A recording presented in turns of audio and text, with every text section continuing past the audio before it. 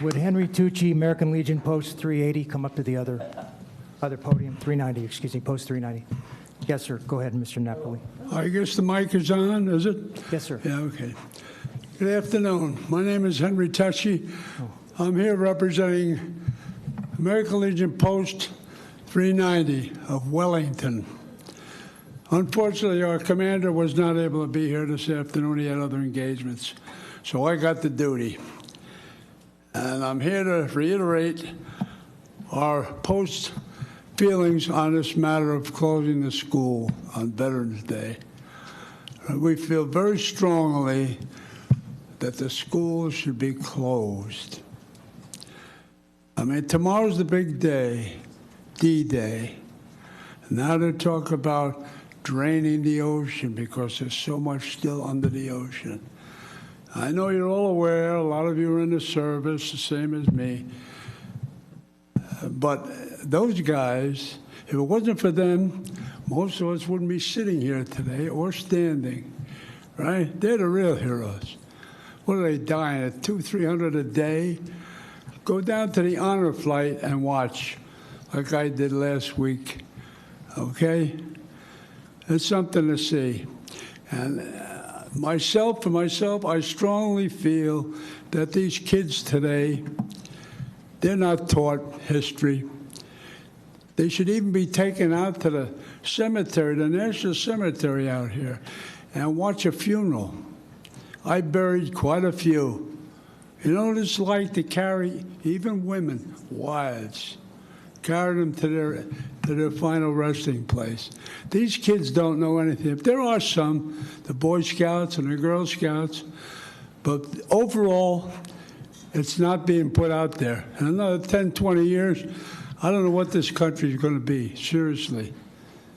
I have 5 great-granddaughters, and my God, I worry about them. I think it's something that you should all consider. It's a solemn day, Veterans Day.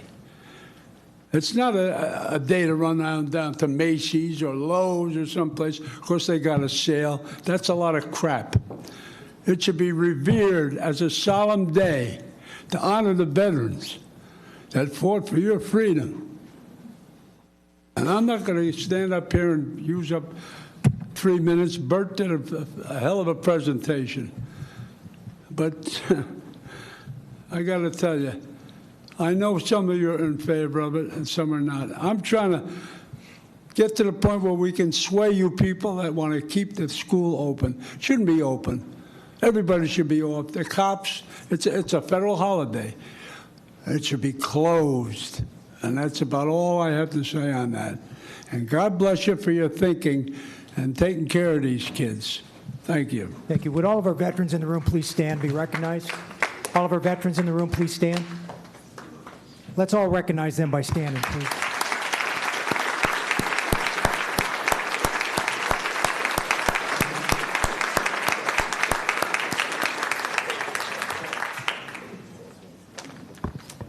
The next speakers are Jamie Schishler and Robin Rosser. Would you please come to the podium?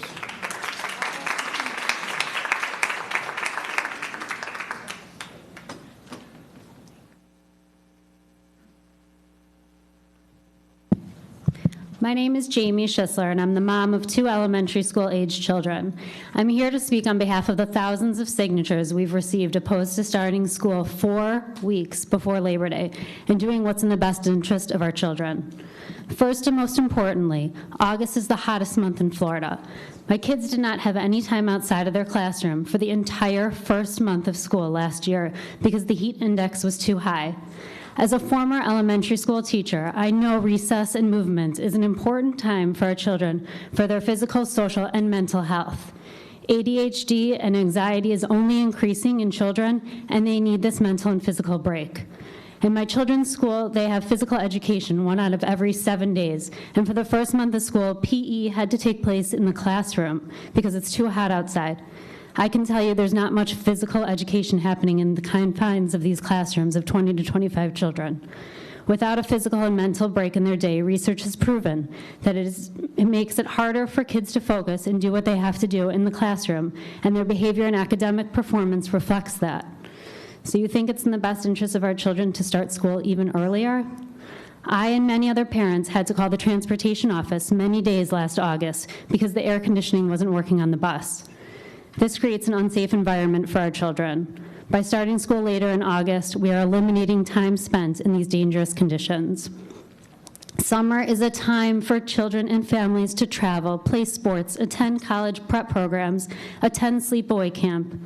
With our calendar in Palm Beach County proposed to start now 4 weeks before Labor Day, children and families will no longer be able to attend these activities that are so important to a child's development. Our children spend all year taking tests, reading books, writing papers, doing homework, and learning in a classroom setting.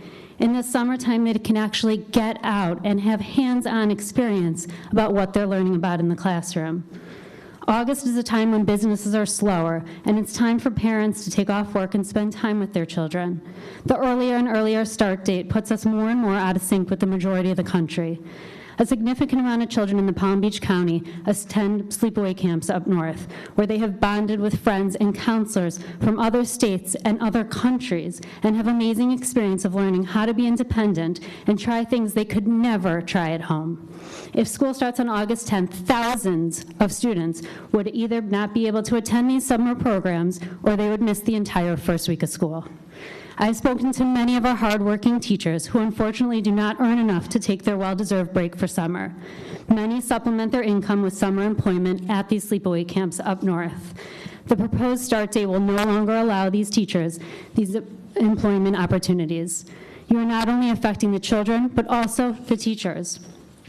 We have heard the reason that school starts so early is because there needs to be 90 days in the semester before winter break. The past school year, there was only 86 before the break. 2 years ago, there was only 80 days because we missed days from a hurricane. It seems we are trying to cram 90 days of learning into a calendar that just doesn't fit. Many people are asking how many other states ranked well above us in the nation seem more capable of educating their students without requiring midterms to happen before Christmas break. It's time to change our schedule. We don't need the entire week of Thanksgiving off. This creates a huge burden for working parents. It creates a huge burden for working parents who have to figure out what they're going to do with their kids in their daycare. Mrs. Schisler, you need to finish up. I didn't realize you. No problem. I have 2 lines left. Why not add those days back on the calendar to have a later start date? 2 weeks and 2 days off winter break is ridiculous. Some educators will say this is even too much time off and a huge interruption in the school year. If there's not enough time to learn information for the first semester before the break, make the winter break shorter. Have a week or two of review in January, and then administer finals. Ms. Schisler, you're out of time. I'm Thank sorry, you for we have your a lot of time. speakers. Thank you. Robin Rosser and Jonathan Burns, please come to the podiums. Before we start, I just want to say thank you to our veterans who are in the room, and they do deserve the day off. My name is Robin Rosen. I'm a 1993 graduate of Spanish River High School, a 1997 graduate of the University of Florida. My entire education from the public school system. I'm a mom of 2 children, elementary and middle school in the Palm Beach County Public Schools. I'm an admitted mom of 2 kids who attend sleepaway camp in the Northeast. And while that does matter, it is not the main focus. But I do want to spend about 20 to 30 seconds reading you some quotes from kids ages 7 to 17, both boys and girls, on what a summer at sleepaway camp means to them. Everything, my happy place. A chance to make memories we can't make at home. Break of the stress from the day, be outdoors. Learn leadership and positive behaviors. This is my favorite. In my life, I wait 10 months for 2 months. Camp is my home, and if someone makes me leave early, I will kick them. Sleepaway camp means everything to me. Great fun, doing outdoor activities. It means I don't use my electronics for 7 weeks. I talk, I do things with other kids. I am outdoors, I am participating in things. These are important things for children. Sleepaway camp means a home away from home. It is a chance to be with friends, unplugged. These kids spend 7 weeks unplugged, no electronics. That's important. How many people in this room can say they spend 7 minutes unplugged these days? They write letters, they talk, they gain independence. Palm Beach County is very diverse. No matter what someone's summer plans are, they are entitled to have them, and for those plans to be aligned with family and friends in other parts of the country and the world. Whether they're going to the lake, camp, Canada, Europe, South America, just being with family. That's their choice. No one told us when we were little that we couldn't have our summer plans because our school calendars were way more aligned with everyone else than we are today. It affects our residents no matter what their kids do in the summer. Many people here today will speak about the summer heat, the number of days before and after winter break. Thanksgiving, for the record, I think is ridiculous that we have a week off. We're the only district in the state. Christmas break, all of that. Let's talk about two things. Our teachers, our teachers, our teachers. These people who are overworked, underpaid, they need their summer to be aligned with the rest of the country to earn additional income. They are not able to do that if this calendar continues the way it is. As a realtor, I want to focus on the fact, whether people like it or not, the Northeast is one of the biggest feeders into Palm Beach County real estate and the economy. Builders are putting money into our economy, our schools, and all we are hearing, I know there's many familiar faces in this room, people are reconsidering moving here and coming here. They are looking at our neighboring counties to the south. Their calendars are much more aligned. This will affect our real estate values in Palm Beach County moving forward if this calendar continues the way it is. There are so many simple and easy solutions to push the start date back. I know you have all thought of them. You don't need me to repeat them. It just needs to be done. I want to end with one last thing. I want everyone sitting in front of me to think about it. When you were children, who told you to leave your family and friends and start school 4 weeks before Labor Day, the unofficial end to summer? If someone told you to start school in early August, what would you have done? What would your parents have done? Well, here we are today. Thank you for your time. Mr. Burns, before you start speaking, Beth Miller, would you please come up to the other podium? Beth Miller. Go ahead, Mr. Burns. Good afternoon. My name is Jonathan Burns. I am the proud father of 2 young children, elementary school age. I'm here on behalf of my family, my hardworking wife, and the many other hardworking parents who could not be here today because this board decided to schedule this meeting at 1 o'clock on a Wednesday after school just ended. For many local and national businesses, June is the busiest month, whereas August is the slowest month. So therefore, August is the best time to spend quality family time with your kids, whether that's going to a local park, going on a road trip, flying away, whatever the income level is, whatever it is that you can do with your kids, it's that family time that bonds families. This board is asking families to not have as much of that important family time. Some of us can't get out of the office for a week, 5 days, 8 days in July. Some of us can't do that. I own my own business. I know that August is the easiest time for me to spend with my family. This board is asking me not to spend that time with my family. August 10th is the middle of the summer. We keep talking about lining up with the rest of the country. That is real. August 10th, that is 4 weeks before Labor Day. We've also mentioned the heat. Ms. Schisler put it very succinctly as it relates to recess. I don't want to even see what these teachers have to deal with when my kids don't get to play outside during the day. We are also dealing with school buses. I'm also a public school kid, went to the University of Florida. I've ridden on those school buses. It is hot. The air conditioning doesn't always work. My kids ride the bus home. They tell me that sometimes the bus drivers don't even let them roll the windows down. I'm a plaintiff's lawyer in this county. I represent those that can't represent themselves. I have engaged in litigation with this board before. You are asking for more legal issues that you just don't need the earlier you start this school year. It is hot. Kids can have heat-related issues. It just doesn't make any financial or legal sense to be doing what you're doing as it relates to the start date. And I hate to harp on it, but those 3 days in Thanksgiving, for those of us who have dual working parents, it's just more of a problem. It's just an aggravation, really. It costs us money. I gotta find somebody to watch my kids during the day. And you got those are 3 easy days there. The rest of the country doesn't do it. I don't understand why we do it here. I appreciate the time. School keeps just getting earlier and earlier. Like I said, 4 weeks before Labor Day, it just doesn't sound normal. At some point, common sense has to take over. Please do not make our children start school in the middle of summer. At some point, it has to end. It's earlier and earlier. August 10th is not the answer. Thank you. Ron Canuck, would you please come up to the podium? Ron? Go ahead, Ms. Miller. Okay. Hi, thank you for having us today. Thank you for listening to us speak about the importance of sleepaway camp and the many benefits it has on our children.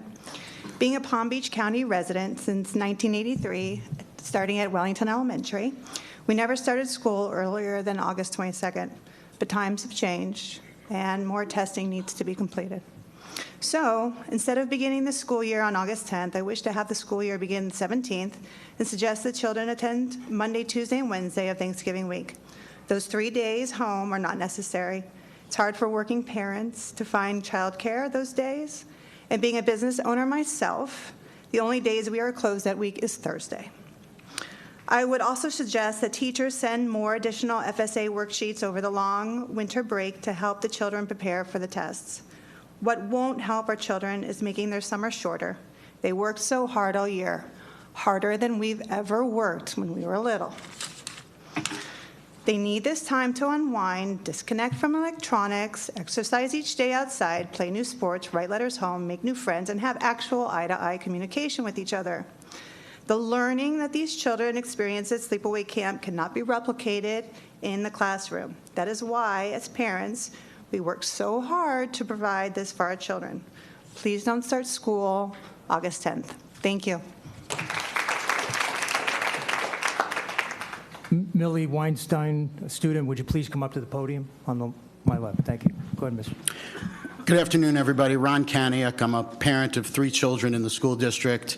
Some of you know me from conversations we've had about rezoning issues. This room is only full when parents are upset with stuff that's going on. The school board and the superintendent do a great job, and it's only when we're upset about decisions that are being made that the room is full. And this is one of those issues. I could echo all of the comments that people have made. I've read through the presentation materials. What I don't understand, and it's absent from the materials, is how Broward starts on August 14th, on how Miami-Dade manages to start on August 19th, what they do in Charlotte and DeSoto on August 7th and year-round is even crazier than what's being proposed here.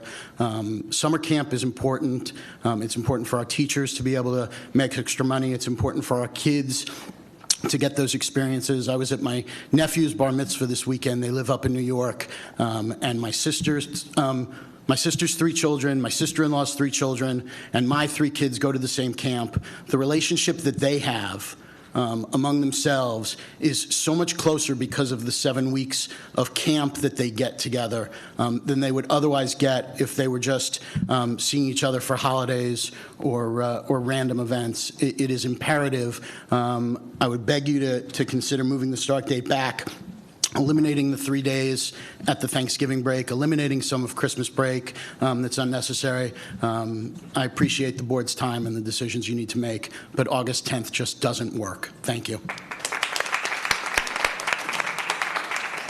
Michael Unger, would you come up to the podium on my right? Go ahead, ma'am. Good afternoon. I'm Molly Weinstein, and I just graduated from 8th grade at Eagles Landing, and I will be going into 9th grade at West Boga High School. I believe the new schedule for the 2019 to 2020 school year and forward starts too early. In Florida, August is one of the hottest months. And although we are told the buses have air conditioning, but as a student, I can tell you that they don't. Bus drivers don't even allow us to roll down the windows. Most kids like me take the bus to and from school every day. And when we get on the buses at the very beginning of August, we're exposed to these extremely high temperatures even more. Also, my friends in Broward County always start school a week later than we do. It makes no sense why our schedules are different. Why is our district starting early? Students at Broward have plenty of time to get ready for school while we in Palm Beach County don't. And although it may not seem important to adults, kids, especially around my age, treasure the time that they have to get away and go to camp. All kids that go to camp live by the saying 10 for 2, meaning we wait 10 months of education for the amazing 2 months of camp. Camp means everything to some kids, and by taking away that week, me and all of the kids that go to camp have most of that amazing time taken away. Last summer, many of us missed the first day of school, especially 8th grade, all because we missed our flight due to flight cancellations caused by storms that typically occur in August around the time we are supposed to get home. If we had that extra week, we wouldn't have to worry about storms causing us to miss our first day. We never have time to prepare for the school year because when we get home, we have one day to get ready. Kids from all over Florida have more than enough time to get their school supplies and pick up their schedules when they have that extra week, while students in Palm Beach County don't have that time. I want to have the time to get school supplies, pick up my schedule, and relax before school. Thank you for allowing me this time, and I hope this issue will be taken into consideration. Thank you. Would Debbie Klingsberg please come up to the podium on my left? Go ahead, Mr. Unger. Thank you. I honestly didn't want to be here doing this, but my wife asked me to, and I learned the very hard way, don't ever say no to her. I also want to thank the veterans for the service. Tomorrow is the 75th anniversary of D-Day. My uncle is buried at the national ceremony. He fought in the Battle of the Bulge. So thank you. My name is Michael Unger. I am a parent of 2 kids at Whispering Pines Elementary School, also known as the Angry Fighting Unicorns. I have been a strategy and operations business advisor for 28 years. And I've assisted companies that you know, 3M, Macy's, other household names, with regard to resolving complex strategic and logistical issues. So I am viewing this situation through that lens, and I'm coming at it from a different angle. The rush to complete this semester prior to the December holidays is based on a highly speculative concept that the test scores are higher if the tests are taken before the holidays. So I want to be clear, there's no basis in fact for this. There is no current statistical data that supports this premise. It's a feeling. And we are moving and calendar and wreaking havoc on the summer schedules of the entire county based on a feeling. We're solving an issue that we don't even know exists. So by predetermining that the calendar dictates better results than the educational process does, we're demonstrating a lack of faith in the educators, in the student body, and in the parents and guardians of our students. It is perfectly reasonable to expect students to maintain study habits and retain subject matter over a holiday period. We should expect it. Educators are charged with conveying lessons in a thought-provoking, compelling manner. Students are charged with learning the material. Parents and guardians are charged with oversight of the students' work progress at home. That is called everybody doing what they are expected to do, and it bears zero relevance as to whether it's performed before or after a holiday. So I implore this board, do not fix an issue that does not need fixing. Or as a great wise man, you may have heard of him, Charles Oakley, once said, if it ain't broke, don't break it.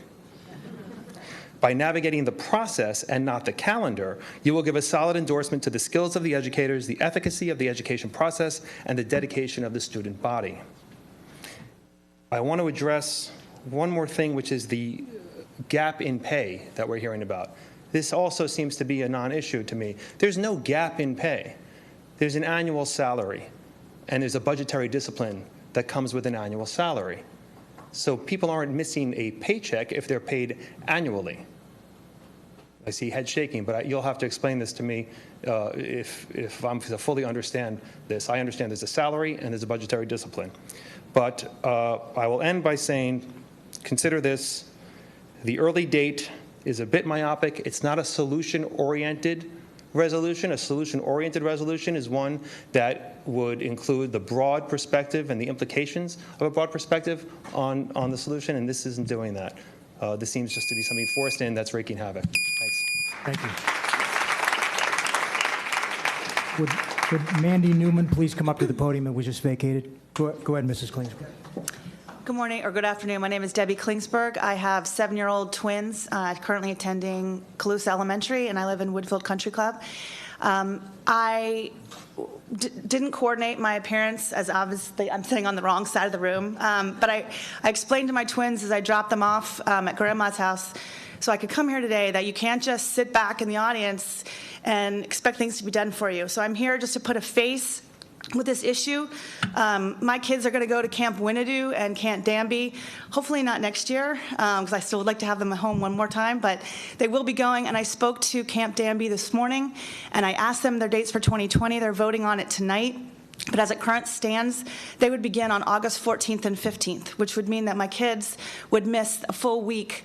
I thought what the young woman said about how she'd like to have a day to prepare, but these guys are even coming back. They would just miss the whole first week of either school or camp. And it's sometimes helpful when you're thinking in the abstract, but to focus on individuals.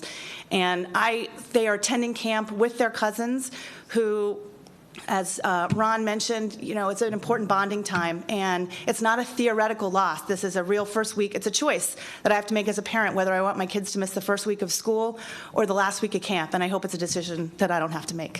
Thank you. Mr. Katz, President of CTA, would you please come to the podium on my left? Go ahead, Ms. Newman. Good afternoon. I'm going to be echoing a lot of the thoughts of some others behind me. I'm a full-time employee of a summer camp located in Massachusetts and a parent of 2 children who attend Palm Beach County schools. I'm representing like-minded parents, camp staff, including Palm Beach County teachers who feel the proposed calendar does not align with the rest of the country and even our neighboring Broward County. 4 weeks before Labor Day is just unacceptable. The earlier start date will negatively affect many children, parents, and teachers. Palm Beach County teachers, as we said, count on the employment at summer camps to supplement their income during the summer. They will be at risk of losing these positions they've had for years if they have to return early to prepare their classrooms, because camp employers need their staff to complete their summer in full. We believe it's way too hot here in Florida to be on school buses that are not always functioning, as we've heard.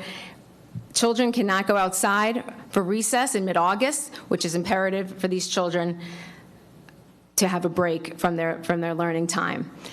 The relatively new Thanksgiving break, in my opinion, is excessive and has also become an inconvenient for parents who are working. They have nowhere to send their children, and it's just, as I said, excessive. Again, it does not line up with the rest of the country. We appreciate you considering the later start date of August 17th for this coming year. Thank you for listening, and thank you for the veterans that are representing today. Ma'am, before you leave the podium, ma'am, I know your name, but you didn't say it. I need it on the record. So My name is Mandy Newman. thank you very much. Okay. Mr. Katz. Good afternoon. My name is Justin Katz. I'm the president of the Palm Beach County Classroom Teachers Association, the teachers union here in Palm Beach County.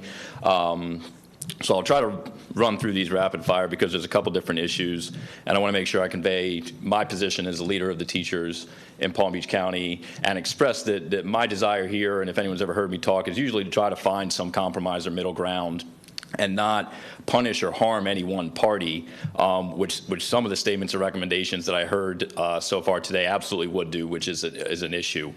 First and foremost, with regards to Veterans Day, we fully support and have always supported having that day off for our educators. We have a large number of veterans in the classroom and in the schools, so it only makes sense. So obviously we support that becoming a holiday, not just a work day for teachers, but a holiday for teachers and employees of the district.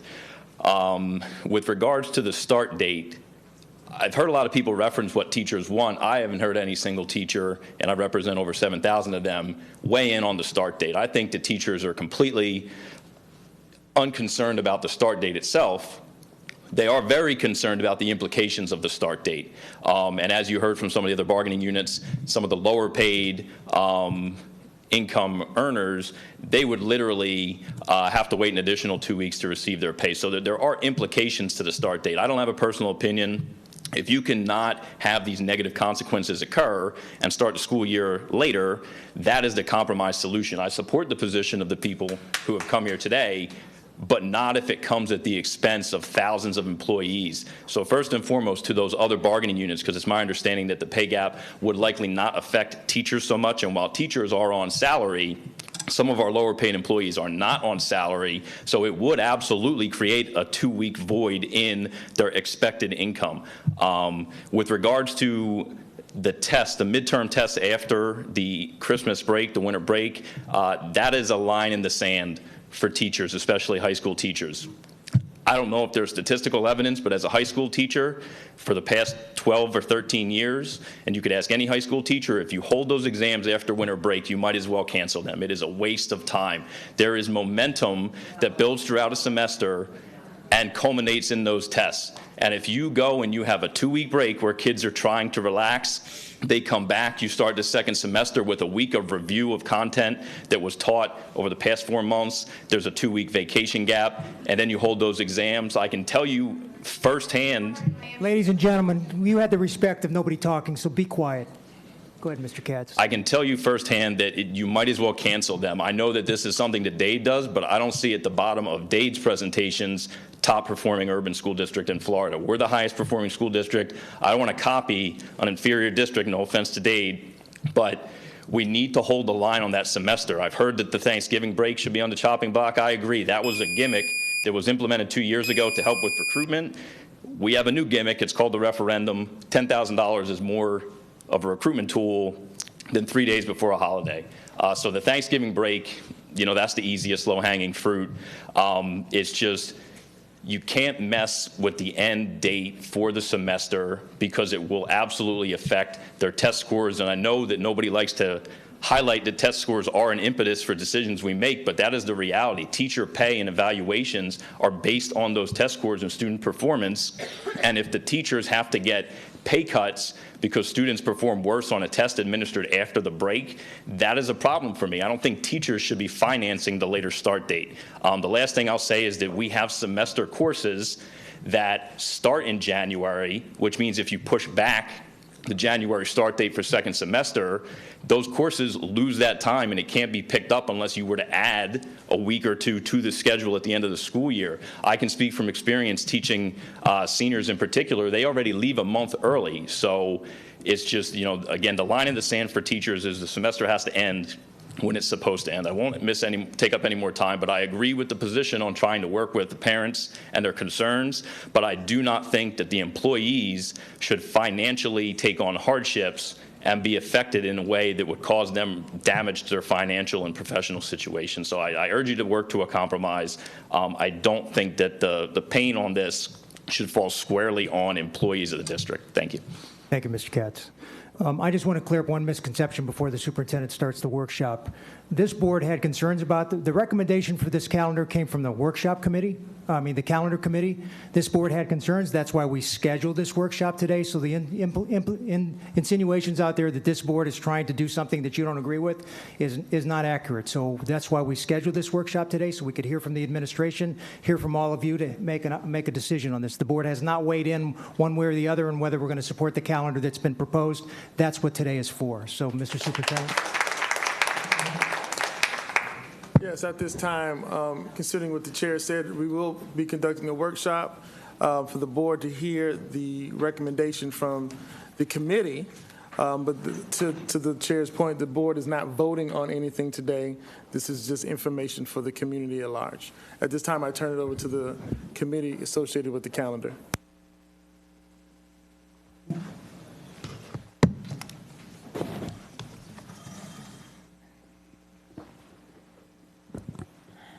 Good afternoon. I'm so glad that we're going to get an opportunity to explain to you and to the general public about how the calendar is created. So we have a PowerPoint here that we're going to walk through it with you for the calendar development process. So first we start off with scored policy. Can you pull your microphone a little closer? Sorry. I have a tendency to talk too fast, so just give me a hand gesture if you think I'm talking too fast. School Board Policy 2.35 requires that in the spring of each year, the board's going to be presented with a calendar for adoption. The proposed calendar is prepared by a committee that's been appointed by the superintendent, and this was established back in 1982. The committee consists of the following people, and we've contractually bargained some of these members, like CTA has 3 representatives, ASOP, SEIU, Staff Association, all have representatives on the committee. We also have representation we have at least 1 elementary principal, 1 middle, 1 high. We generally have also PTA representatives. We contact the PTA reps for the county, and they submit someone to attend. School Transformation Department has a representative. Payroll, Employee and Labor Relations, our FTE, School Reporting, they all come to these committees, and we've recently added Eric Stern, who handles the graduations, and he's been attending these as well. So the committee approves a recommended calendar that's presented by staff, and that, or they can create one for their own consideration, to be quite honest, but we come up with calendars and then we pass them along to the school board. So this is kind of a balancing act, and I tried to think of a good analogy, and I couldn't really think of one that really matched because it's just, there are so many moving pieces to this. It's almost like you're walking a tightrope and you have that big pole, and the pole is really what's best for our kids, right? Because that's what we're here for. So as you add things to either side, it can skew it and throw the whole system out of whack. So some of the things that we have to do are in Florida statutes and rules. So under Florida statutes, we can start no earlier than August 10th. Then there's the Florida Administrative Code that we have to have 180 days for students or the equivalent thereof in hours, which is about 900 hours to get that full-time FTE. Then we also have Florida statutes that deal that you have to have 135 hours of bona fide instruction in a design course of study that has student performance standards for credit for graduations. Now, we go on a semester. So we have 67 and a half. We have to get at least 67 and a half hours in each semester for a student to get credit for graduation. Then we're also up against, I heard all the comments about our low-paid employees, and we've got to come up with another solution. Well, here's our problem. Florida statute says that no salary payment can be paid to any employee in advance of services being rendered. That's this payroll gap we talk about. We can't pay employees in advance. They work for 2 weeks. We have that 2-week lag time with the salaries. For our bus drivers, moving the calendar back when they talked about it, instead of it being an 8-week gap that they usually have in the summer, that would be a 10-week gap. We fall into more problems when it's the teachers because it's a much larger unit. But that's the payroll gap, and we're kind of handcuffed by Florida statutes there. As for Veterans Day, we'd love to give Veterans Day as a paid holiday. I myself would love to have Veterans Day off. My problem is Florida statute says that we only get 6 paid holidays. So collectively bargained, we have teachers are guaranteed 196 duty days, 6 of which are unassigned paid holidays. For the SEIU, FPSU, which are our blue-collar unions, the only group that's guaranteed a certain number of duty days that we have to consider is they get 182. They do not get paid holidays. Any of our employees who are less than 12 months do not get paid holidays. And to give them a paid holiday would have to be collectively bargained. And there is a budgetary impact to that, because once you give 1, why aren't we giving 6? So again, that's with ASOP as well. It's only 12-month employees who receive a paid holidays. So generally, here's what we're having to balance, along with what's best for students. We have started on the second Monday in August for years. Going back to about 2003, there's some gaps in there where the legislature made some changes to the law about when we could start. That's the only time what we've deviated from this practice. Teachers start a week earlier than that. After every 9 weeks or trimesters, we have what's called, you'll see on the calendar, a duty PD day. For part of our teachers, if it's the end of a 9 weeks, our secondary teachers are getting what's called a duty day, in which they can input grades and finish up their grading, call parents, that kind of thing. For the elementaries at that time, they're getting professional development. Then the reverse is true at the end of trimesters. We've contractually agreed to this with CTA. It's not in the contract, but it is a past practice that we have had for as many years as I can remember, that they have these gaps so that they can get the work done they need, and that we can push out professional development to make them the best teachers that we possibly can. So the holidays for students and teachers are generally Labor Day. We have 2 fall holidays, and that's how some districts are getting away with starting later, is there are 2 fall holidays. We don't give off religious holidays, but these happen to be when we schedule the fall holidays, they're Rosh Hashanah and Yom Kippur. So there are districts who do not do that, and that's 2 days that they can add or take away from the start of the school year. We have Thanksgiving break, winter break, Martin Luther King Jr.'s birthday, spring break, the spring holiday, and Memorial Day. What throws into problems is what we're going to see in the 2021 calendar is elections. When we have elections, the supervisor of elections and our chief of police would prefer that we're closed. If we have that many people on campus, particularly in 2020, what you'll see on the calendar, we didn't anticipate the primary date. That's a date that's going to have to come off, and we're going to have to find another space in first semester for that, which would be August 25th. But we do have to look at the elections and primaries of when those are. Veterans Day, we have traditionally given Veterans Day off, at least for students, every other year. We polled the municipalities. We only received input from 16 of them. Of the 16 municipalities that responded as to what are they doing for Veterans Day, only 8 of them are having it on Veterans Day. The rest are having them on the weekends before. Of the 8 that are having on Veterans Day, only 7 of them are during the workday. 1 of them is at sunset, so it would be after school. So the idea that there's events that they could go to doesn't really hold water given what we've heard back from the municipalities. We also need to maintain a hurricane buffer. The most active time we have for hurricanes, according to the National Hurricane Center, is between mid-August and mid-October. So to avoid hurricane season, we really can't, unless you wanted to have summer be from August to October to avoid the most time when we're going to get hit with a hurricane. That's the only way to do it. We also have to have first semester exams prior to winter break, as you heard from Mr. Katz. We floated this idea at the high school principals meeting, and there was not a single high school principal who thought this was a good idea to move those back. So we do attempt to the best of our ability to get a 90-day spread, 90 days in one, 90 days in the other. It's just not really possible. Given the number of holidays that just naturally occur in the first semester, we're always going to be off. But we do have to try and get that. And then adding on top of that, that payroll gap that we discussed. So looking at the 1920 calendar, this was approved by the calendar committee, and it was actually approved by the board back in 2017. We brought it back to the board in April of this year because we noticed, we had heard the veterans, they wanted Veterans Day off. We noticed that there was one of those duty PDD days, happened to be the Friday before Veterans Day. We asked that we swap it so that at least the students would be off for Veterans Day in November of 2019. And then that really doesn't involve this conversation, but there was another error that the 10-hour, 4-day work weeks we have in the summertime, it went an extra week that should have not been there. So that's why we brought it back to the board this April. The approved start date for students is August 12th. This is the second Monday. It is 1 day earlier than last year, and it's 2 days earlier than Broward. But the approved last date was May 29th. It has an 84-95 split of the 179 days. The special challenge for this calendar was it's difficult to have that 90-90 split. So for start dates, just for purposes of the 1920, 57 counties in Florida, including Palm Beach, are scheduled to start August 12th. I think that's actually an error. It should be 58 because for some reason Brevard gave the date of August 11th as their start date. That's a Sunday.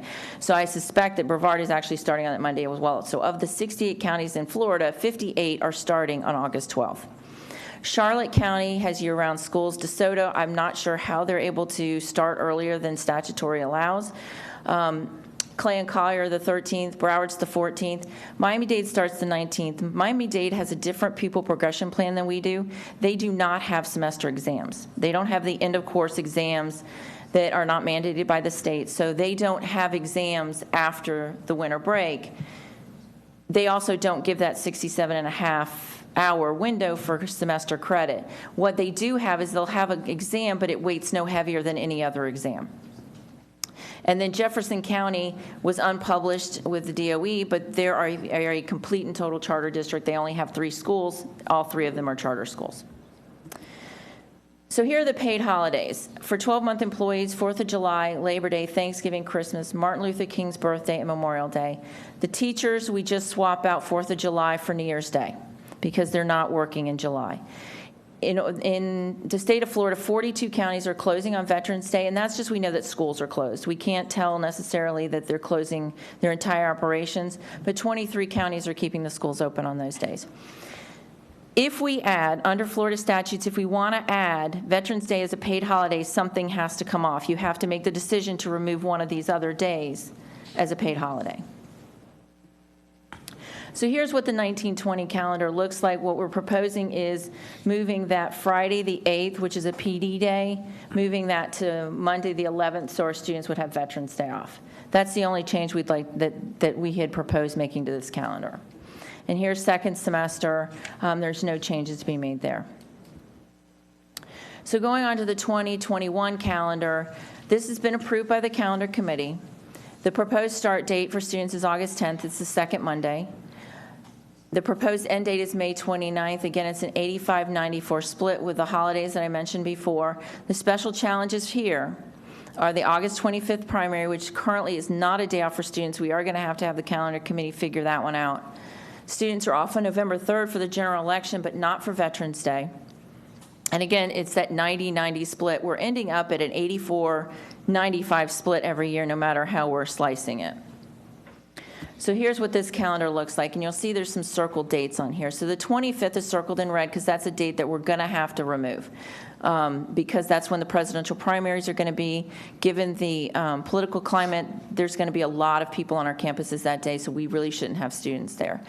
It's going to most likely have to be a day that we're closed because it doesn't fit as a duty PDD day for teachers, simply because if we do that, then we'd have to add an extra day to their calendar. So they would, instead of working 196, we'd have to collectively bargain to work them 197 and pay them an extra day if we wanted the 25th for them to be on the campus. So there's only a couple options that we can do. Well, let me go back. The 11th is circled in red too. It's kind of a dash line because that's up to you of whether you want to have school. We have discussed among staff of maybe having some kind of civics education mandated at the schools at that date so that we have the veterans come to the students rather than the students coming to the veterans, so that they are getting that education and getting that perspective that they need to have. So there's really only 4 days that we have to play with. None of them are very, very good. So if we take Veterans Day off and the 25th off, we have to make up 2 days. You have several options, too, that I know are not very good, are Rosh Hashanah and Yom Kippur. We could hold schools on those days. I don't think that that's a good idea. The other 2 days are the 21st and 22nd of December. When we tried before to move that winter break back, we had a whole different set of parents come in and complain about their winter vacations, their skiing, wanting to leave. Some of you are shaking your heads. We all remember that. So this is the only place we have to move around. So we can, if we take the 2 days off of December, my concern also is the attendance. When we had Thanksgiving week where the children came in on Monday and Tuesday, the last year we did it, we had approximately 12,000 students absent on Monday and about 15,000 absent on Tuesday.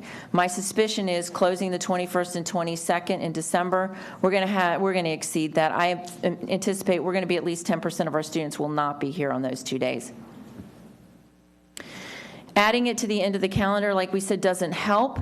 It helps adding additional days the second semester, but it doesn't help with first semester. So this is really driven by that 67 and a half. You have to build in days for hurricanes. You have to build in the time for other issues that may come up. The state does waive some of those requirements when it's a major storm, but when we have storms like an Isaac where it just floods, we may not get that waiver by the state, and we don't want to put the kids in jeopardy for attending a full semester of school, but through no fault of their own, don't get credit for it. So going on to the 21-22 calendar, again, this is a proposed start date of August 10th. It's the second Tuesday because the second Monday is too early. This ends on May 27th. Again, it's an 84-95 split. The difficulty is just trying to get that 90-90 split with everything that we have to do in it. So this is the 21-22 calendar of what it would look like. If you want to move school back a few days, we could possibly do that. But again, you're going to cut into the December break, or you're going to have to lose Rosh Hashanah or Yom Kippur, just because those are the days. When you lose a day that has a phone on it, for every, Mr. Burke can correct me, but for 2 days it's a 1% pay increase that you're going to have to pay people who are not scheduled to work. The people who have that phone, that means the whole district is shut down. If you're asking people to work without pay, that's going to be problematic. So that it has a stronger budget implication than if you just take off the days that just have the pencil associated with them. So that's the 21-22 calendar. Now, when you start moving days back, which we've talked about, okay, well, if we move the semester back, let me just go see if I can figure out how to. Yeah, how do you move it back one slide? Okay, good. Okay, so if we wanted to move the winter break back, which I don't think there's any support amongst your educators to do so, you can't just come back 1 week, have review, and have the testing. So you're basically pushing it back at least 2 weeks for review for the students. You can't then have the students test on the week of the 17th because of the Martin Luther King holiday. It's only 4 days. Most schools, a lot of them need the full 5 days in order to do testing. So you're going to end up moving it back 3 weeks instead of just the 1. The other issue that you're going to run across is when you get to the end of the school year, if you're just adding a few days, you're going to have Memorial Day, and then you're going to ask the students to come back, 1 day or 2 days? Again, you run into that absentee issue, and we really only have the kids for 179 days, and we really should be maximizing the education that we're able to provide them. So going back to, this is the school start date in Palm Beach County, and this goes back to when I started here in 2003. We can go back even further. I have discovered that there is a book somewhere that goes back into the 60s to show when we started school and what the calendars look like. But we went back to 2003. We think this is a good sample. We generally start that second week in August.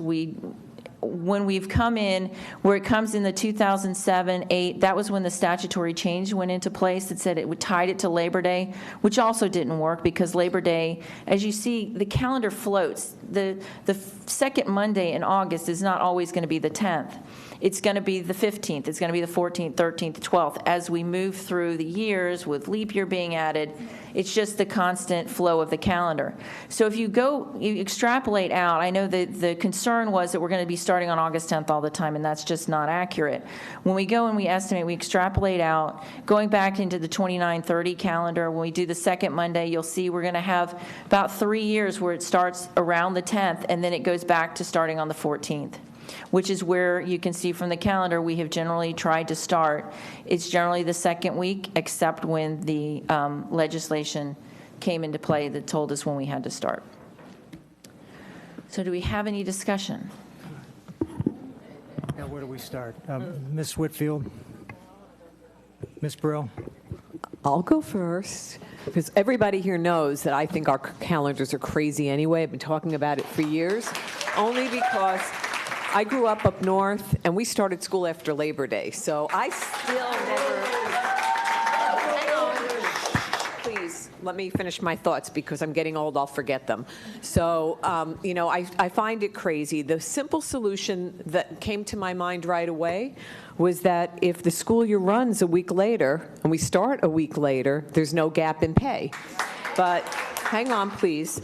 But I realized that, I did hear from teachers, but they weren't high school teachers. So I will let Mr. Katz know that, I understand where the high school teachers are coming from. But what piqued my interest was when you said about Miami-Dade that they don't have end-of-course exams.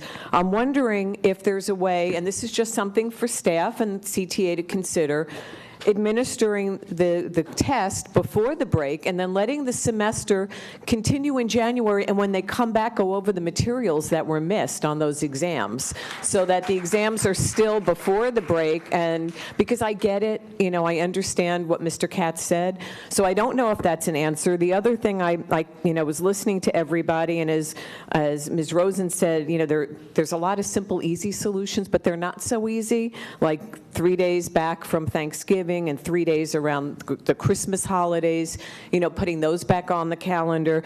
I will not support a calendar that does not close us on Veterans Day anymore. I think that we have to respect the people who have served our country. So, that's my line in the sand. But again, I would just implore staff and the union to think a little out of the box about that end-of-course exam, because that shouldn't be driving our calendar. And if we have to go in order to make sure SEIU and ASOP and the other unions don't get a gap in pay, go a week or two into June. It's not the end of the world. The rest of us have gone through that before. But at the end of the day, we have to work with our constituents. Thank you. Mrs. Andrews? Thank you. And my line in the sand, as I said a month or so ago, is that I will not support a calendar that does not include Veterans Day. That's one of my lines in the sand. Ladies and gentlemen, I know some of you are going to be happy, some of you are not going to be happy with the remarks. Would you just hold your applause so we can get through this? We have a lot of things on our agenda today. Thank you. Go ahead, Mrs. Andrews. And I'm looking at this because I don't want anybody to lose any money. I work very closely with the non-instructional employees, and I was a teacher. And I remember all of these days when we started at all these different times. I remember when the laws changed. I think we have to get out of the box and do it differently. I don't want to repeat everything that Mrs. Brill said, but I'd recognize us staying a week later and being able to do what we have to do so that we can give the children an opportunity to rest, to be able to be with family, to be able to be energized to come back to school to do the things that they need to do. And so I can see us. I was here when we actually only had those 2 days for Thanksgiving. It can go back to that. I remember all of the times we fluctuated with this to meet the needs of the students. So I just think this is really cut in the sand, the way we've done it based on what we've done for years, but we've got to get out of the box and think about how we can do it a lot better so that we can represent all of our families here, and also to let everybody know it's truly important that we make sure that students and families are heard and that we really do our job and due diligence to make sure that we can put those days back in. I'm not interested in taking out our fall vacation and spring vacation days. I know the semblance of those days. That's truly important. But I think we can maneuver this. And if we have to get out a little later, then so be it, because we have to pay it off one way or the other. So I'm willing to do that. Ms. Whitfield, and then Ms. McQuinn. Thank you. I have a couple of points that I really, really that resonate with me. Ms. Evans, I want to say thank you for your tightrope analogy. I feel like that is what we are doing here. We are walking down a tightrope.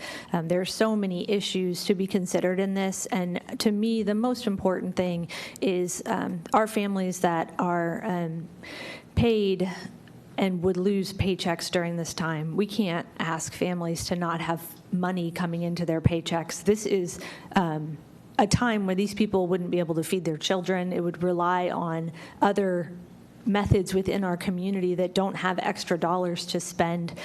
We can't ask our bus drivers who are already working at poverty wages and our school food service people who are working at poverty wages to go without food or possibly miss a rent paycheck because we want to accommodate. To me, that is a very, very difficult line in the sand for me. Now, if we can work that out, I would understand. If we can figure out that issue, obviously we want to help every family have a summer camp experience. But to me, we have to rank those priorities in level of importance. So I would be happy to move it back if that's something that we can pull off doing. A couple of things I do want to say about this, though, that I think are really important is look at the mandates that the state is putting on us. Look at the level of mandates that come in that say that we have to have all of these rules and they all have to be accommodated. And this tightrope gets very difficult to walk. One of the things that's going to be during my discussion later in the day is how difficult our children's days are, how difficult it is for our teachers to pull off all these things. The reason we are pushing so hard to get so many days and time in the classroom is because these teachers are working harder than they ever have before, and as you said, your students are working harder than they ever have before to fit in as much learning as they possibly can so that we can get their grades done, their testing done, we can get their reading levels up. It is a lot of pressure on these families, on these children, on especially our teachers to accomplish all these things. So I encourage you to contact the state and talk to them about some of these high level mandates that we have been given. So I think that's very important. The other thing, I am the one that's pushing for Thanksgiving, and here's my reason. There's a couple of reasons for me. People don't show up during Thanksgiving. If you do show up, the teachers don't do a lot during that time. There's really not a lot being accomplished academically during that time. As they said, the attendance levels are not great. And I just hate that I hear people leaving on Tuesday nights and Wednesday mornings and stuck in so much traffic. We don't have to do that to you all. You can have your vacation there too. So to me, that's a lot of families that we really have to consider the safety of trying to get everybody on a plane and flying them to New York for a Thanksgiving holiday too. The final thing I want to mention is Rosh Hashanah and Yom Kippur are not acceptable places for us to change dates. To me, the respect that we have to give to our Jewish community is really high. I wish we did holidays for every one of our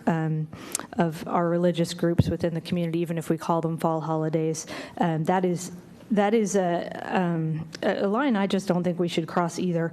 I have a lot of issues with the idea of other communities that don't give those days off, and what it says about respecting the community groups. So those are all of my thoughts. I would love to hear something along the lines of what Ms. Brill had said. But I think that this is an emotional topic, and I think we have to put a little bit more thought into it. Thank you. Mrs. McQuinn? Thank you. So first, I agree also about continuing to give days off for Yom Kippur and Rosh Hashanah. I also agree with Veterans Day, holiday for everyone. Although I do want to put in a caveat here from my own observation.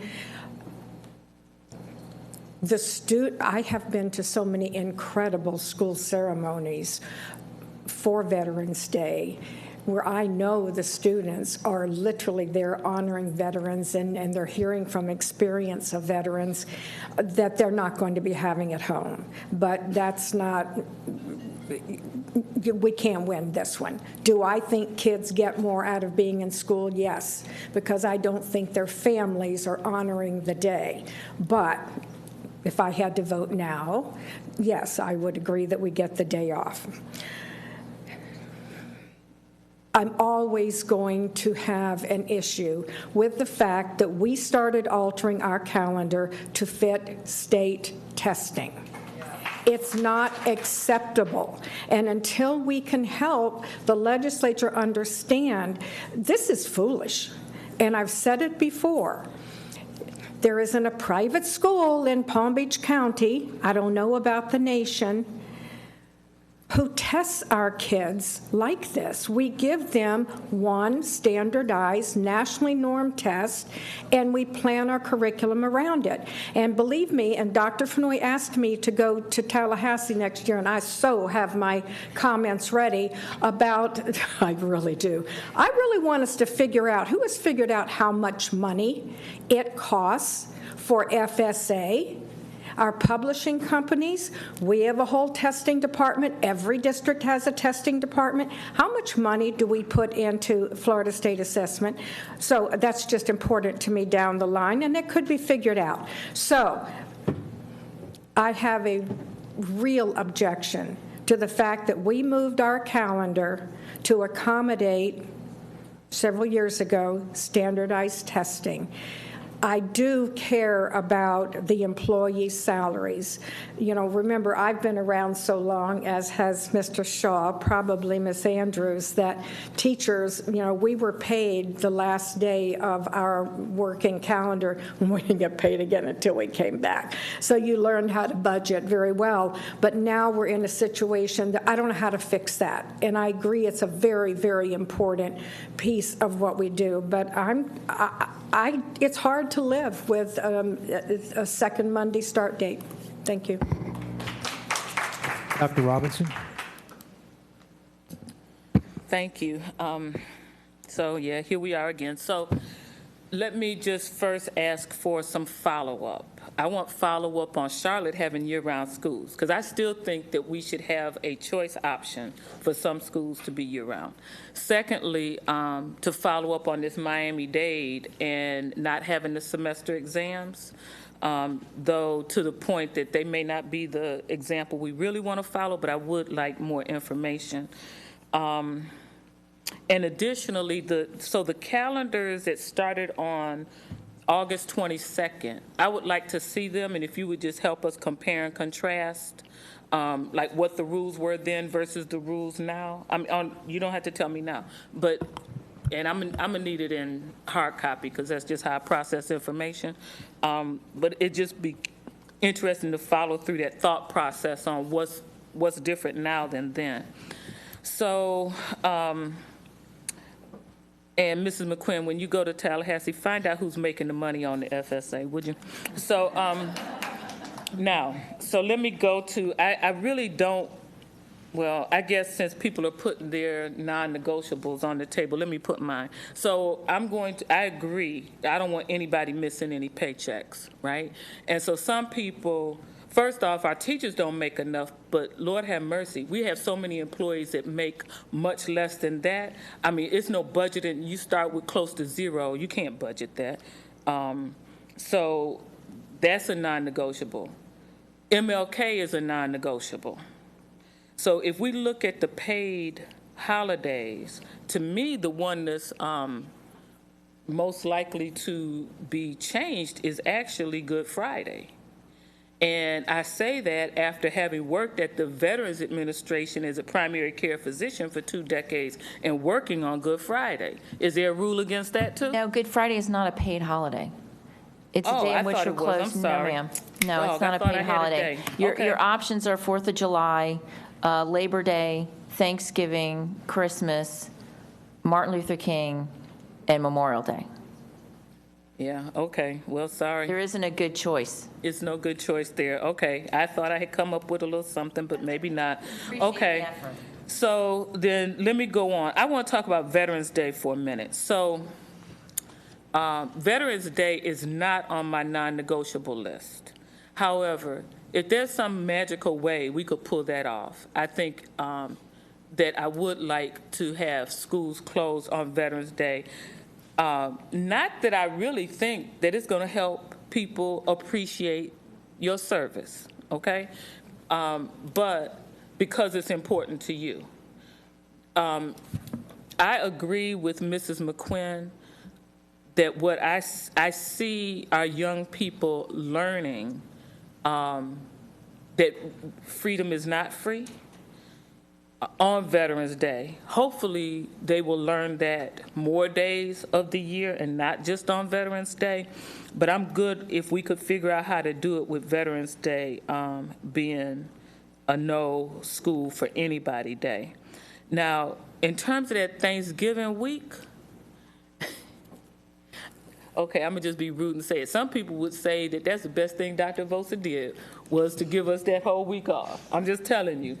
We got rave reviews. And, you know, it's interesting because I really don't know that the general public really feels how hard many of our employees work, right? And it was like when that week came, it was a reprieve. It was a breath of fresh air. And I really don't want to take that away from them. Then now, the other holiday breaks, can we come back early? So the PDD day, that's that Monday in January, what's the downside of making that a all-school day? Well, the problem is we have to fit that duty PDD day in for teachers. Somewhere, and you'd have to do it the day before the holiday. And like we've discussed, teachers are permitted under the contract to take comp time on a duty day.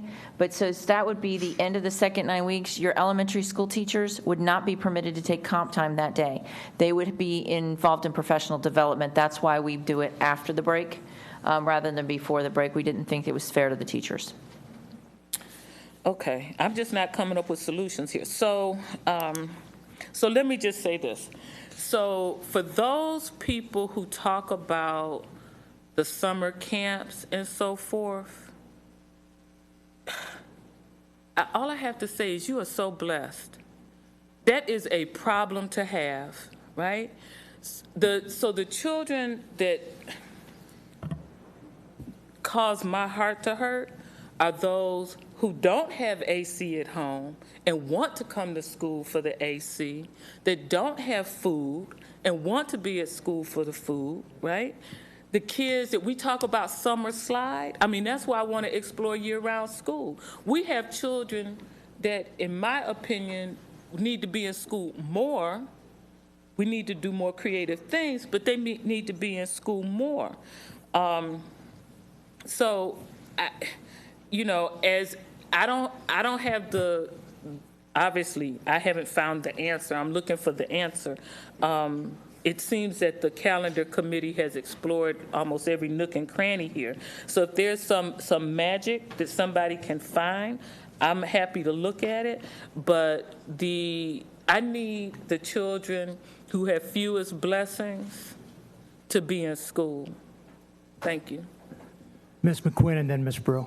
Just very quickly, when the district piloted many years ago year-round schools at Jupiter High School, there was no, first of all, the parents, this is survey, parents did not like it because they had children in different levels, schools, et cetera. But there was no significant difference in student achievement scores. Yeah. Ms. Brew. Thank you. So when you come back to us, I'd like to know, because I keep seeing the simple solution, start school a week later and end school a week later, and then there's no gap in pay. But as far as, and I understand what Dr. Robinson's saying about the children, you know, that don't have opportunities, but I do know that we have camps that do offer no tuition-free programs. I went to sleepaway to a Jewish Federation camp where my family paid nothing because we didn't have any blessings. I know those schools, those camps still exist for people. But the bottom line is, you know, if we could get through this whole issue about the semester ending, if it has to do with the testing, if there's a way to administer those tests, you know, earlier, before the break, so that there's no negative impact on the teachers and on the students, and then just start a week later, end a week later, then there should be no gap in pay. I think that just solves everything. Ms. Andrews. I need to clarify. Thank you. I like that, Ms. Brill, and that's what I was following when we first spoke. I am so happy to see our state representatives here today. Ms. Polsky, thank you for what you do, and Ms. Schlossberg, this is big to me. You're at the root of where the problem starts, and it's right there in Tallahassee. And we have a wonderful Palm Beach County delegation, and as we began to try to get this fixed for this year, I would like to see something proposed, because all of these districts are suffering the way that we're suffering. I remember when this was discussed many years ago, the start date. Problems with districts all over. We're traveling to Tampa next week with the Florida School Boards Association. This is something that I'm going to bring up to them as one of the issues that we need to put back on the table with the legislature. So I'm asking you to make it a priority with all of our representatives from our school board delegations out there, with our Palm Beach County delegation, legislative delegations, from all of the superintendents associations. We're all together in a few days, begin to talk about this issue, because it's going to come back again, and we want to get it solved. And as a result, it is about the over-testing, and we have to come together as leaders to stop it, and stop it now. So if you can take the lead on that for us, Mrs. Schlossberg and Ms. Polsky here, and I know all of the other delegation members, they need to be made aware. It is a problem that school districts all over the state of Florida are having to suffer through, and we need to get fixed, and a lot has to do with over-testing, so thank you. Ms. Evans. Mr. Burke would like to really explain the pay gap issue. Thank you. Yes, thanks. It is complicated, but I want to just, Ms. Brill, I appreciate your efforts to try to solve this problem here, but with the pay gap, the gap is from, you know, our employees are fully paid for the school year, and they won't actually lose money. But what happens is when 1 year ends and they're fully paid for the prior school year, that amount of time that they have to wait until they earn their first check the subsequent school year. And for some of our employees, their contracts are not much longer than the school year. So that pushing the school year a little bit later does create, you know, where they end up waiting like another 2-week pay cycle until they earn that first check. In order for us, Ms. Evans pointed out that state statute does not allow the school board to employ or to pay people before the services are rendered. We interpret that employee must work at least 1 day within the 2-week pay period to generate a paycheck. And then because we kind of level their pay out over the school year, we go ahead and they see a full check, even though they may have only worked as little as 1 day in that first pay period. So we're stretching all of that to try to make this work. But I have looked at just the 1 week shift, and we do have a number of employees that would get caught up in that. We had a couple speakers. The gentleman from SEIU, Mr. Laporte, was right on. The bus drivers, that gap between when they normally they have to wait 8 weeks in between the school years to see that check. It would be 10 weeks. So we can report that back as well, but I just don't want anyone to walk away from here with the impression that a one-week shift does not create any payroll issues, because there will be issues to work through. We've dealt with this in the past. With notice, we can try. If we have to face this, what we've done in the past is told employees, start planning for it. Try to save money, which is next to impossible when you're making some of the wages that we're able to pay. But so it is a very challenging issue. And these pay gaps, I just want to point out one more thing, and try not to give people a headache, but we have biweekly pay, which means, we have 26 paychecks, which span 52 weeks, 7 days a week. That's 364 days. The real calendar year is 365 days. And then every 4 years, we have leap year, which is 366 days, because it takes Earth, 365 and a quarter days to go around the sun.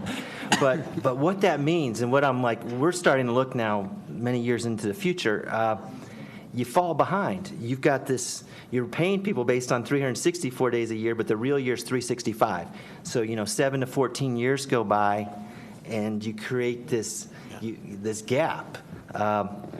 I'll bring back more on that later, but it's frustrating. I understand everyone wants to make everybody happy, and we're just having a hard time doing that.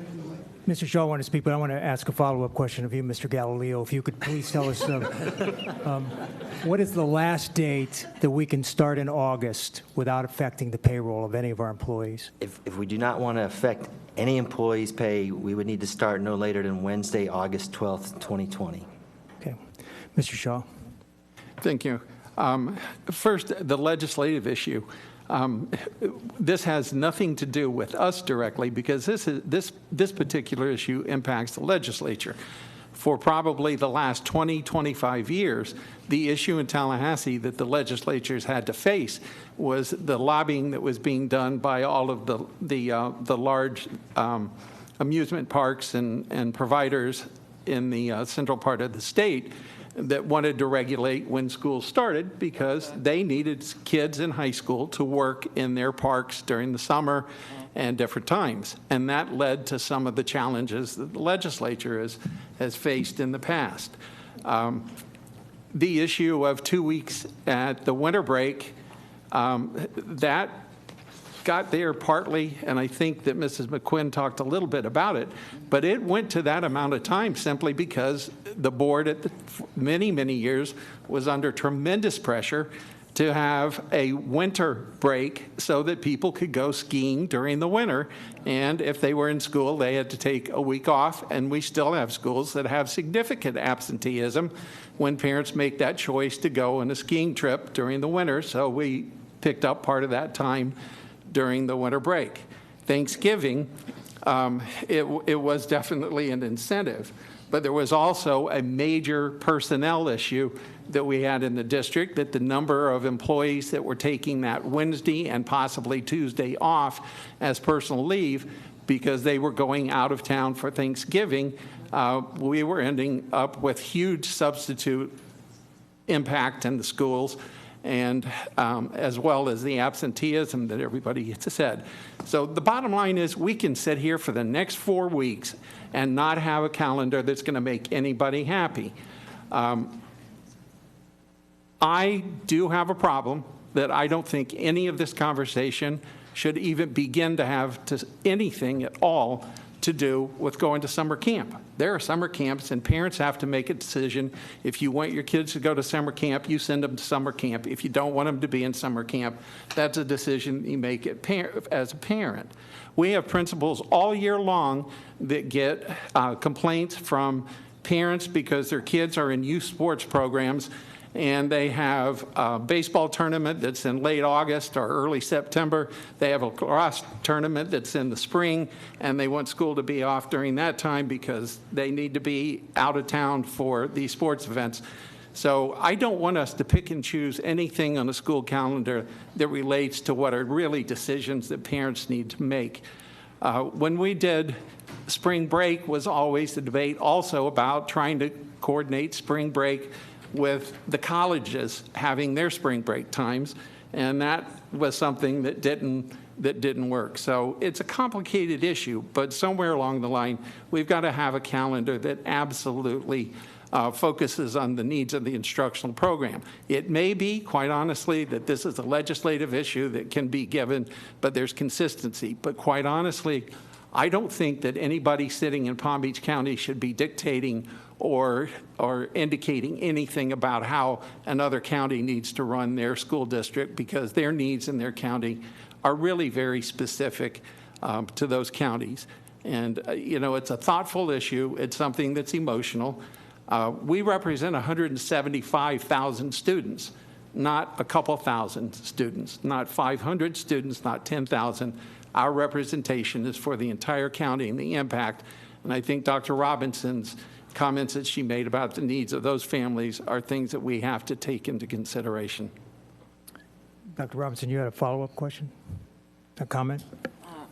Yeah, thank you. So just to follow through on Mrs. Brill's suggestion and Mr. Burke's comment. So the issue is, if we did that shift, it would just be the first year that people would miss the check. In subsequent years, it would cycle properly, right? If I'm understanding this, that's what I want to be sure. Your understanding's correct. Okay. And in subsequent years, way down the line, we could have an issue regardless of what we do with the calendar, just by the virtue of biweekly pay and that point I was trying to make about the sun, the 364 versus 365.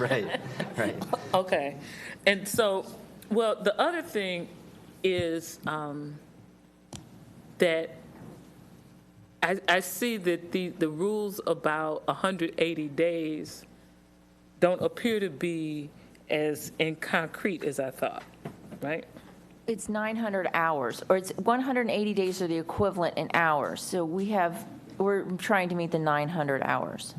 Okay. And that's a relatively, within the last 5 years or so, legislative change. Because if you go further back, there was a hard 180-day requirement. We got some flexibility there. As long as you're providing instructional hours, you can set the days. So are we meeting those instructional hours with this calendar proposal for each semester? Yes. Or is it the total year that we're meeting? We have to look at it for each semester, so yes. I'd just like to add, we are meeting those requirements. Years past, we met those, and we have a little bit of buffer. We go above and beyond requirements. Previous years ago, we may have had a larger buffer. The 180 days was above and beyond. That gives you another full day of school. That if we have unexpected closure due to a storm or something, you may recall we had latitude. We'd be shut down for a few days with a hurricane or what have you, and we'd say, look, we don't necessarily have to make up those days because we had this X number of hours above and beyond the state's requirement. That margin's getting narrower, and going from 180 to 179 days did basically erode 1 day of cushion that we've enjoyed in the past. Okay, and just to complete my thought here, so, but the other thing, so to the idea of taking exams before the holiday break and then essentially calling the end of the semester after the holiday break, while I think that's worth consideration, it troubles me because there's less instructional time. And while we're talking about these exams in terms of the impact on adults and on the school district and school grades, it also has an impact on the children taking them, right? And I mean, I'm just imagining when I was in med school, if I had, 2 weeks less to cram for the test, or, you know what I mean? I mean, I'm just saying, for me, I'm gonna think about those things. So somehow, if we were to do that, to me, it's a budgetary impact in terms of making sure we have got your attention, huh, Mr. Burke? I saw you. So it's a budgetary impact because we would need to make sure for the children who are not so fortunate to have all these other learning experiences that we have investment in some creative learning opportunities for them before the test that's going to impact their life, right? And so it's not just about us and school grades and all that stuff. That's a reality. But I'm just looking at the children's point of view, and so I just want to make sure we keep that in mind if we end up essentially decreasing instructional time before the almighty test? If I may, we did discuss that. We looked back to answer your question about when we started August 22nd, the exams were given at the end of January is what happened. It was a 1 year. It was, from what I can understand, the principals, the students, the parents despised it, and it went back the next year. There's some I found one newspaper article going back to when they created the new calendar for 2008, 2009, that it was an experiment and it didn't work. Can I just follow up on that real quick? Yeah, quickly. I was a parent then. Well, I'm still a parent, but I was a parent of students in the public school system then. And I do remember that whole, like, you can't really chill out over the holiday break, right? You got to not forget what you learned so that you can continue building before the almighty test, because the test impacts children. Ms. Whitfield and Mr. Shaw. Thank you. Okay, don't crucify me. We're workshopping here, so this is my brainstorm of the minute. What if, I just did the math on 900 divided by 180, and it's only 5 hours a day. What if we just extend the day an hour, and then we could get rid of some other days? See, don't crucify, I know, just an idea. Contractually, under the CTA contract, they can only work 7.5-hour duty days. To extend their duty days, we would have to renegotiate that, and there would be a significant cost to that. But we would have more days off for them, right? Again, we'd have to negotiate, though, from 196 down to wherever you are with that. There's also some transportation concerns about days off, about not just the days off, but the bus drivers are guaranteed 182 days, so we have less days. Again, that's a contractual issue that you may have to impose upon the employee groups. Teachers are the same. You would be limiting their number of duty days, but by increasing their minutes. Like we've heard, a lot of our teachers have second jobs, along with our custodials, our bus drivers. When you extend their duty day, it can cause some ripple effect in teachers having to choose between maintaining their teaching job that they can't survive on and a secondary job. So there's a lot of moving pieces to that would take a while to negotiate and probably have to be imposed upon the units. I still think we should think about it. I think there's some space there to at least, follow it down the road and just see if it is something that could work. Mr. Shaw. Just two quick things. The idea of doing instruction after the semester exams have been completed, I think if we really think about that, that poses some real serious issues for instruction and everything. So I don't think that that's a really a good solution. Also, I think that's all I'll say on that one. Thanks. All right, so if everybody's finished, I just want, my concerns are twofold. I want to make sure that our employees don't miss a paycheck. So whatever that pay gap is, we need to make sure that we don't hurt the employees, especially the lowest paid employees. And the other is that I don't have a concern with Veterans Day. Like Ms. McQuinn, I've been to programs in the schools where the kids will, for example, if my grandson was home on Veterans Day, he would be on the computer all day playing video games. He's not going to know anything about Veterans Day. When I was in the schools, we had the veterans come in. There was programs all day. I'm sure that the superintendent could schedule a civics day on that day every year on Veterans Day so that we invite these people in and we have all kinds of programs so the kids actually learn about the veterans in the wars and the civics and all the things they need to learn about. So I have no issue with Veterans Day.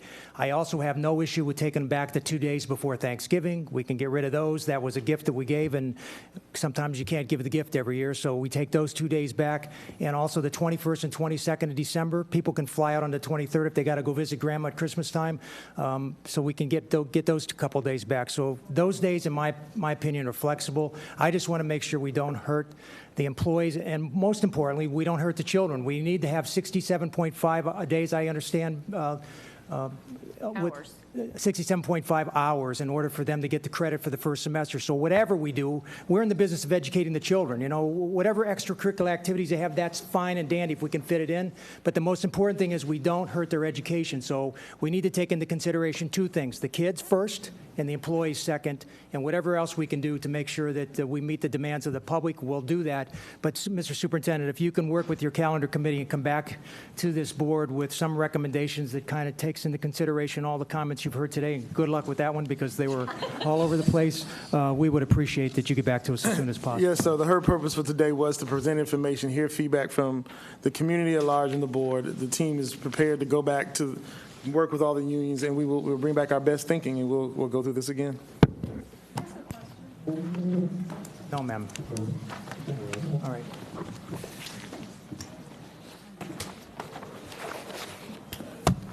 Oh.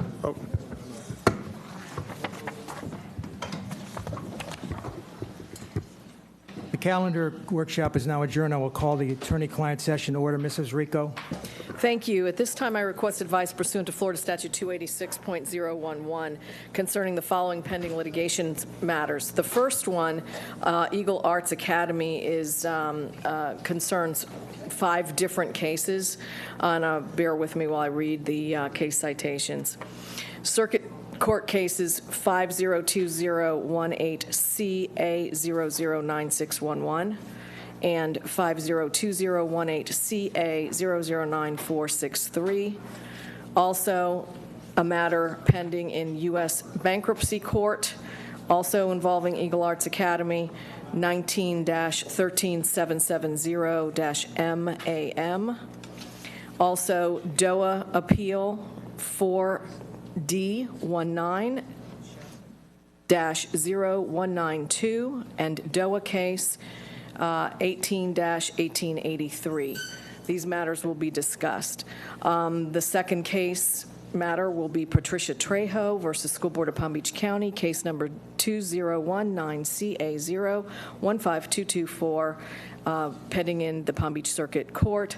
And the last case will be Max Spinner versus Palm Beach County School District, case number 50-2017 CA013474, also pending in Circuit Court. The persons attending these attorney-client sessions are all board members, myself, district staff attorneys Jean Marie Middleton, Lisa Coring, A. Denise Sedlerholm, Melissa McCartney, Sean Fahey, outside counsel Robert Furr, the court reporter, and the superintendent, Dr. Fenoy.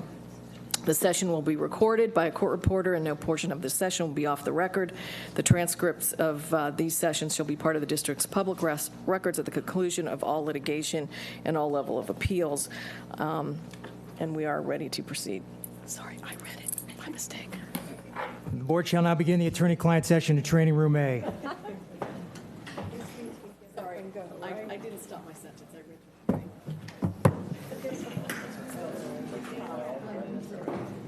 Okay. Got different email.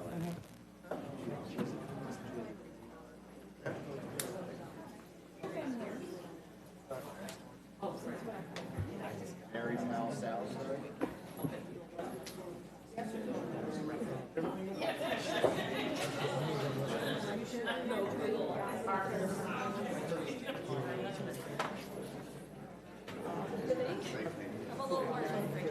How much is it? A lot more money? Watch it on TV.